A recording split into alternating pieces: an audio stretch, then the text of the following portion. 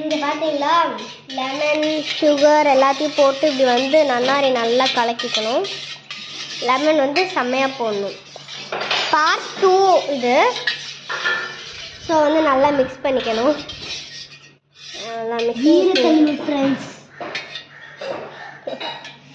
வீரத்தெலும்பு பார்த்தீங்களா கத்தியில் வெட்டிக்கிட்டேன். ஸோ வந்து லைட்டாக டேஸ்ட் பண்ணிக்கணும், வாயில் வைக்கக்கூடாது. அப்படி இருக்க லெமன் பத்தில் கொஞ்சம் இருக்காங்க. கேமரா ஓவன் ஒருத்தங்க நேஹா பத்தில்.